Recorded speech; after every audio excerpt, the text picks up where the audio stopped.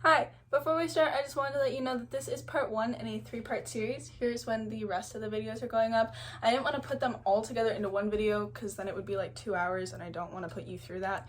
So, you can watch all 3 parts when they come out at the same time. I wouldn't suggest it, but it's definitely an option. Go ahead. And if you are new here, hello, my name is Phoenix, and if you did not know that, then you should subscribe and hit the notifications bell so that you get to know me better and you never miss a video, because I do upload very irregularly. I'm sorry. I'm trying to get better at it. It's just not really vibing. Part 1, which is this part, will be about the background to the Danger Days universe that you need to know when going into these other videos, which will mainly be about the characters, why we are where we are in this universe, and anything else you need to know. In this video and in the video about the California comic, I will be referencing this a lot.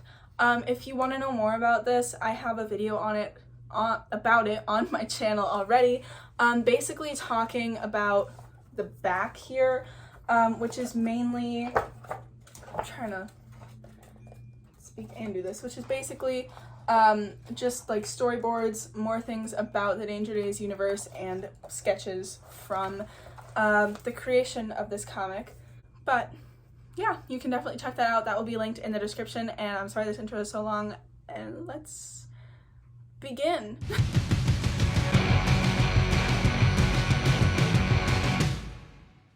Hi, it's me from the future, but I just wanted to give you guys a little disclaimer and some trigger warnings before we get into the actual video, because I realized that I didn't give them when I was actually recording. So there is a small trigger for mentions of abuse. There is obviously a lot of talk about death, and I want to give a spoiler warning because I will still be talking about the comic and things that happen in the comic. And if you want to know like the way that the characters look, or the stuff when I talk about the hardcover, if you want to know more about that, I do have a video that I will link below where I go through the entire hardcover and there are pictures. So just wanted to pop in and give you guys a little note, I guess. Enjoy the video. This is definitely going to be a long video, but that's why I wanted to make sure that this was a 3-part series. So as you saw in the intro, this is part 1 of the series.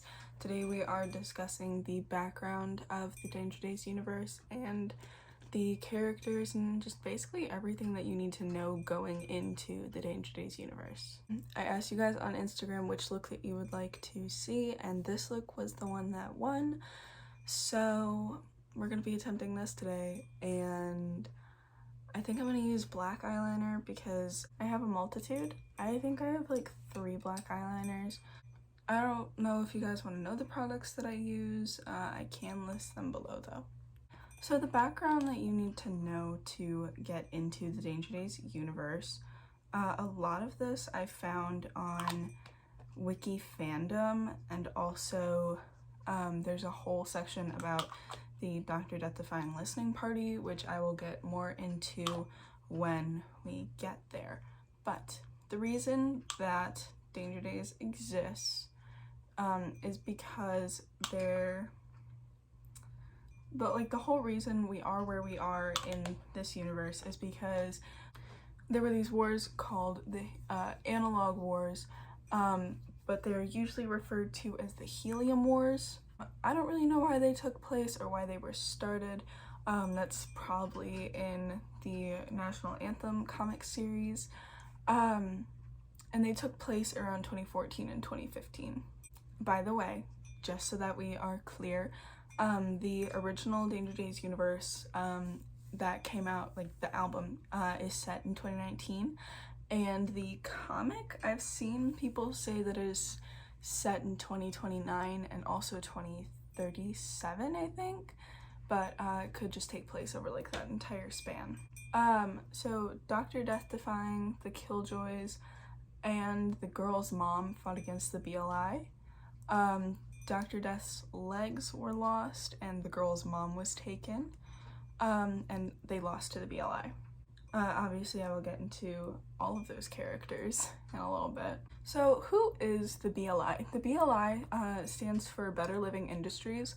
They're usually called the BLI.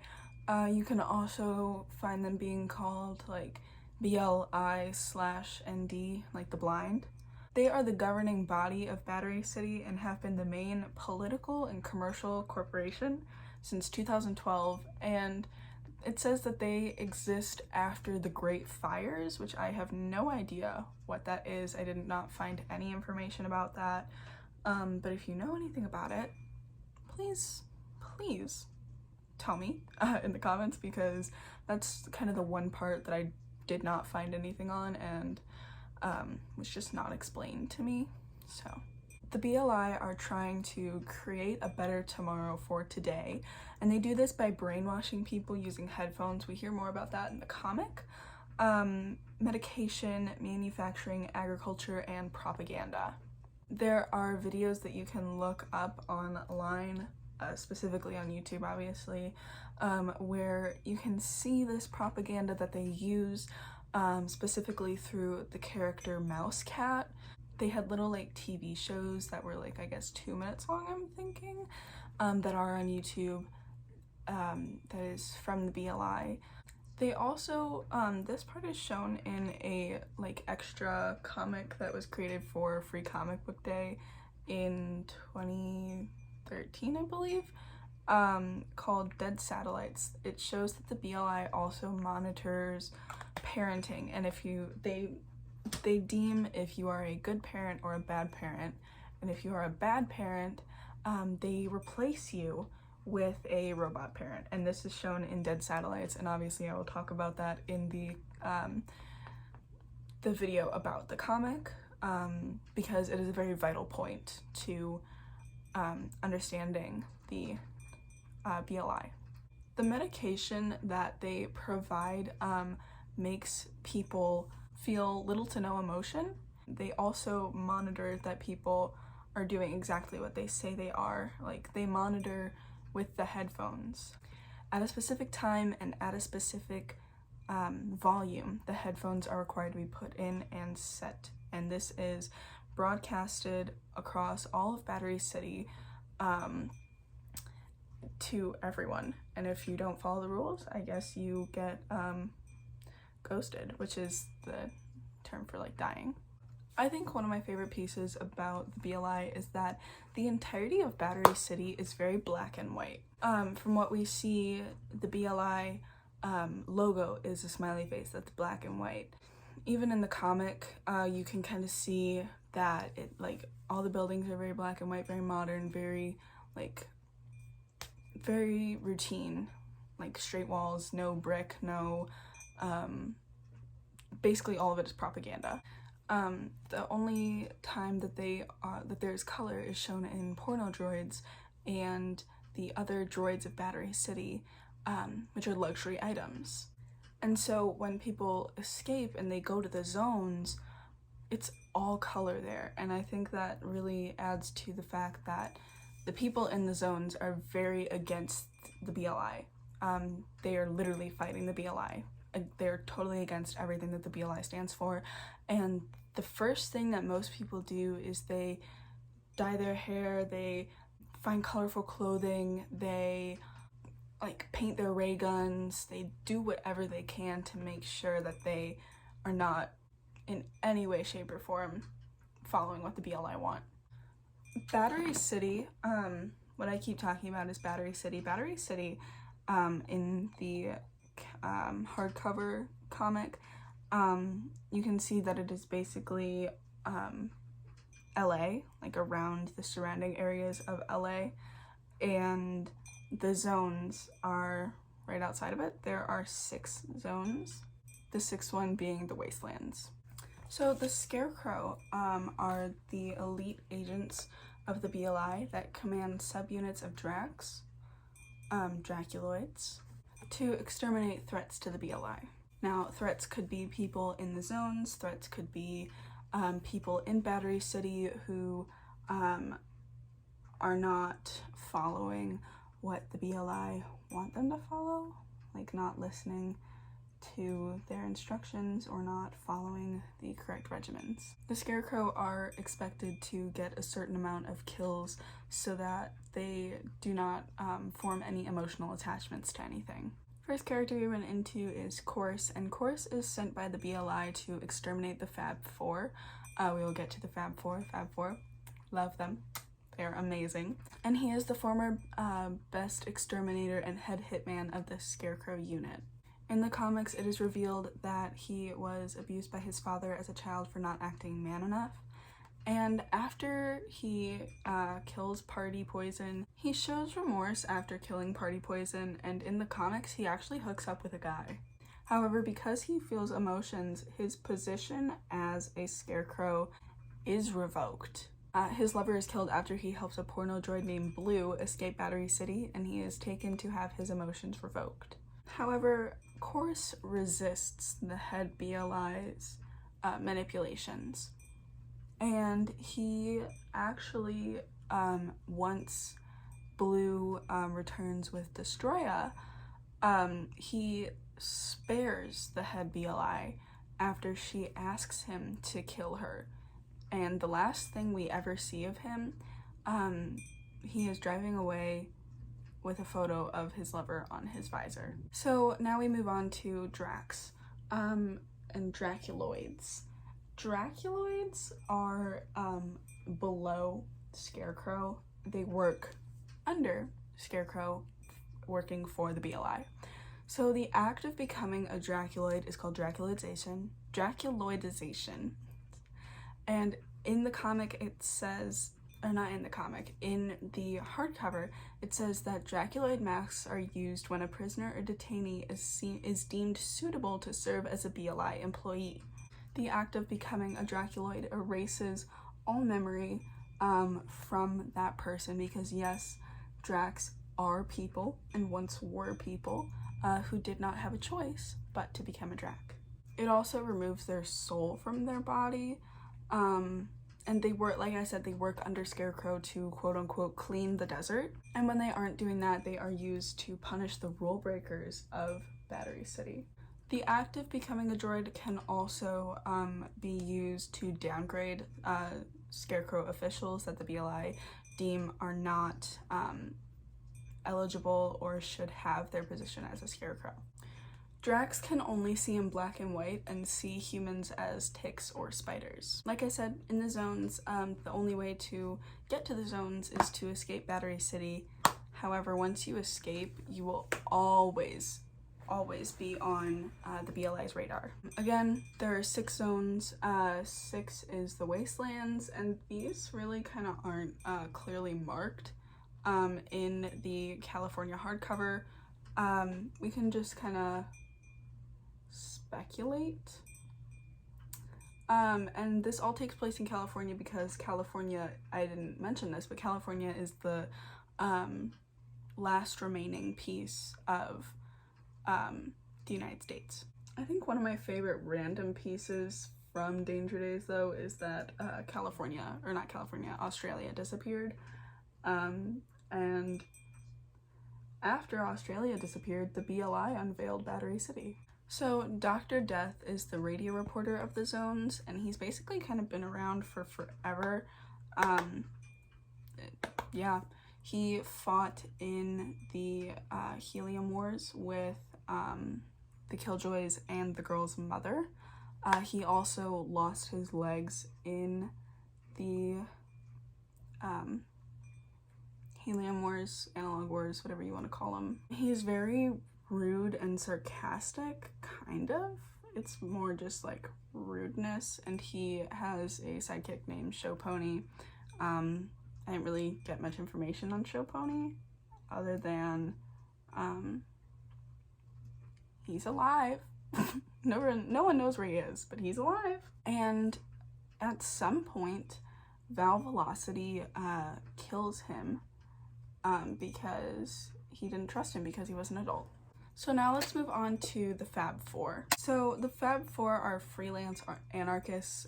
They are quote-unquote children born of violence and rock and roll, and they are tasked with protecting the girl.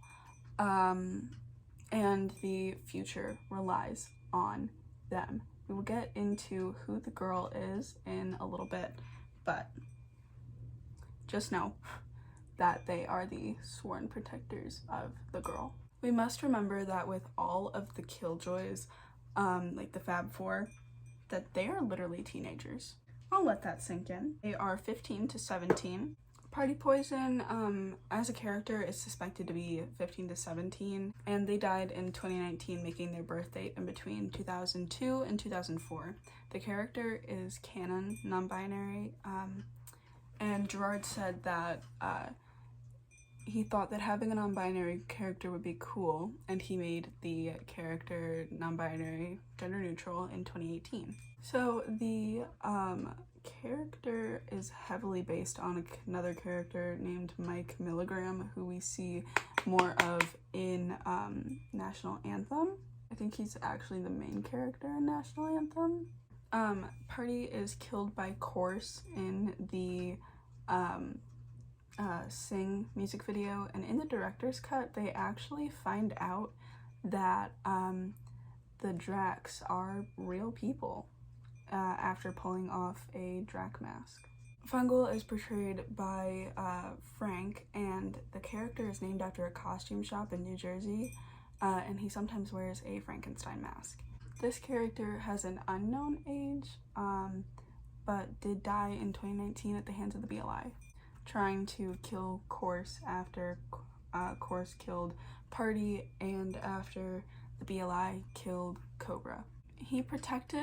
Fungal protects the girl from the BLI actually pushing her and Jetstar out of the building that they were fighting in so that she could escape. There's not really much that's like completely canon about Fungal. It is headcanon. Headcanon means that it is like fan, like the idea that the fans have that he is trans and that he was more of the fatherly figure towards the girl. Mikey has actually talked a lot about Cobra Kid I think in the Danger Days interviews, saying that he has kung fu skills and that he is short-tempered and misunderstood. I think I said he has kung fu skills. I think that's cool. He has a helmet that says good luck on the visor. He fights Drax with a modified power glove. Cobra dies in Sing trying to avenge Party after Party was killed by Korse. However, he dies because the BLI shoot him. However, in the album, his and Jetstar's deaths are the only one that are actually talked about. The album doesn't really follow the music videos, even though probably they were supposed to die in Bulletproof Heart because Bulletproof Heart was set to have a music video and didn't because they ran out of money. And Jetstar says that they died after they were dusted on root guano. Jetstar is one of the originals of the Fab Four, one of the founding members. After Na Na Na, he has a patch over his eye, and it is suspected that this was because of either the ending shot where the BLI are shooting at the killjoys where they're kind of standing like this, or because a Drac hit him over the head with a glass bottle. He is the last one to die in the Sing music video and the only one to actually make it out of the building that they were fighting in, and gets the girl to Dr. Death so that she can escape. So moving on to talk about the girl, she is nicknamed Motor Baby. However, she is never really named other than that. She is around 6 in the filming of Danger Days and with the Killjoys. After the Killjoys are killed, she runs away, even though Cherry Cola and Dr. Death really don't want her to. In the intro video to Danger Days, it states that she is running from the BLI and has a terrible secret, which isn't really revealed until the comic, and even then it's not really named. She was around 15 in the comics, around 2028, which means she was 6 in the filming of Danger Days, which is confirmed when she talks to Cherry in the comics. And The BLI placed a tracker in her cat in 2023, using the cat to find out where she is. It is said that Cherry was her step-in father figure, not stepfather, step-in father figure. In 2028, she comes back to Dr. D and the Ultra Vs, who we will talk about in a second, after years of being alone in the zones. After Val kills Dr. D and Cherry is killed by Drax, she is greeted by the Phoenix Witch, who reminds her that her mission isn't done, and so she goes back to Battery City to use her true power. The Phoenix Witch essentially is a witch who comes and collects souls.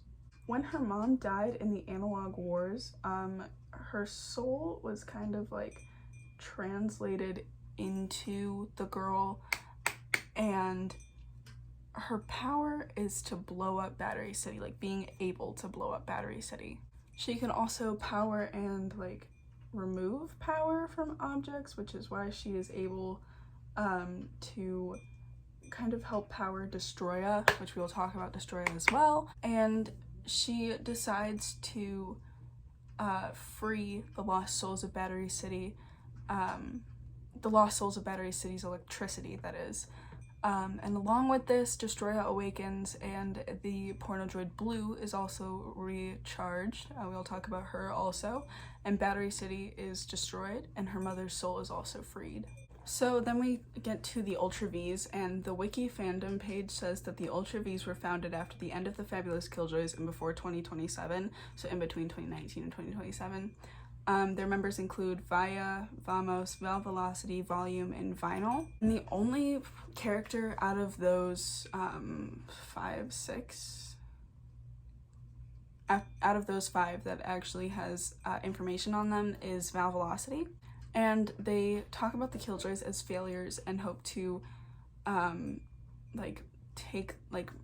erase them from history with their fame in the zones. They lead other rebels in the desert to the attack on Battery City, and they are eager to kill, led by this is like a direct quote from wiki fandom, led by a somewhat paranoid leader, Val Velocity, especially when compared to the Killjoys, who did not like to kill and did so only in defense.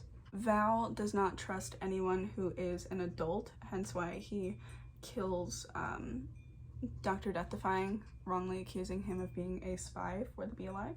And he also at some point dyes his hair to be red, kind of looking like poisons, party poisons, even though he hates party. And he says that he wants to be a better party poison with his red hair. And honestly, kind of fan behavior, but whatever. Destroya is the god of Battery City, specifically the droids. And Destroya is a massive robot with unknown history and is talked about in the Graffiti Bible, which is talked about in the hardcover. And it is foretold that Destroya will free the droids from their servitude in Battery City. And the god is a BLI experiment that they abandoned because the robot was too big. But this is what the BLI droids were scaled down from. So they are like tiny mini Destroyas. His eyes are hollow and his lower half is in severe need of repair, but this allows the girl and other kids from the zones to hide in its head. And he is reactivated in the comics, so in between the year 2028 and 2039, when Blue reactivates him and the girl reactivates him to destroy Battery City after Blue's lover, Red, dies to fulfill, and this way she fulfills the Graffiti Bible's prophecy of freeing the droids. So speaking of Red and Blue are porno droids in Battery City, and they're in love with each other, and Red is dying because her battery is old, and so Blue goes to get a battery and is refused a battery, and so the two attempt to escape. They almost get caught by Drax, however, Red sends Blue ahead and explodes, which allows Blue to escape. So Blue is a porno droid who is in love with Red, and she used all her money to get Red a new Plus, which is a battery, The BLI told Blue that they wouldn't give her a new battery because they'd just come and collect Red because Red is so old. So Blue and Red decide to escape Battery City. Blue was the only one to make it, and in her rage and grief, she recharges Destroya and saves the rest of the androids and fulfills the graffiti Bible, Jesus. So what are the overarching like messages in the album and in like basically Battery City? When looking at the album itself, the underlying message that Gerard mentions in the afterword in the comic is that the album is kind of about music companies wanting MCR to be dark and emo again, basically trying to control them. And Gerard also mentions that through the album and through the comic, the entire band kind of realized that they can't stay young forever and that the Killjoys were kind of as a last, like, hurrah, last party for their youth. Now let's talk about the Dr. Death Defying listening party in 2010. I literally didn't know about this until, oh my god, look at how bad that blue is. Anyway, I didn't know about this until maybe a week ago, 2 weeks ago. The Dr. Death Defying listening party was a wild ride to get through. So the start of the video is Dr. Death, just like static, and radio station name, which is WKIL. In the set for this listening party, we are at their like station. There's JFK in the back, a root guano like sign, Mad Gear and the Missile Kid, a picture of the girl, mouse cat figures, what looks like a bear, a heat map. To the right, a Killjoy flag, and there's a dead Drac at his feet. He says, quote, "Dr. D is gonna help you forget the world for a while." And so what occurs next is crazy to the point to the point where I needed to take breaks to digest what I was watching and make sure my eyes literally would survive, because it was a mess. It was like clips from old TV shows and random informational things that looked like they had been hit with radiation so hard that I couldn't see anything. So I would not suggest watching if you are prone to having seizures. I would not watch if that is you. So I'm just gonna like quickly run through each one. Na Na Na is more of the music video. After Bulletproof Heart, there is a phone call between Dr. Death and Crash Kid, who's calling from Zone 6, saying that Rosa Laserbrain died at a Mad Gear and the Missile Kid show the week before because the Dracs broke it up. There were 35 people ghosted, and basically Crash Kid wants the Mad Gear and the Missile Kid merch that they were promised. And Dr. Death is like, "Oh, we'll get that to you. I'll make sure Show Pony sends it out." And Crash Kid is like, "Well, I never got it the last time that you asked me, that you said you were going to send it to me." And Dr. Death is like, "Well, I'll make sure that gets to you. Whatever, bye." A lot of it is like clips from like old TV shows. That's kind of why I'm skipping some of it. If you think that you would be able to watch it, I wouldn't highly suggest it, but I would say that it's definitely interesting to watch. Party Poison is like a fan-made video, and it very much is like clips from inside of Battery City. It's fan videos, that's literally what it is. But it's really cool to see like all these fans like OCs for Danger Days, and it was actually really fun to watch. It's not super crazy with radiation or anything. It's actually very calming compared to the rest of everything else. The next thing that occurs is a word from the sponsors, like a Zone 5 fun fair and radiation screenings. And then after Scarecrow, there's another like commercial break for Dr. Death. And it says that Korse disintegrated a fact news anchor named Belinda Fury Montoya after she had been giving illegal piano lessons because she didn't have a license for it. He says that Fungal and Cobra Kid were doing a stunt show, and Party Poison, Jetstar, and Cherry were dancing with some droids.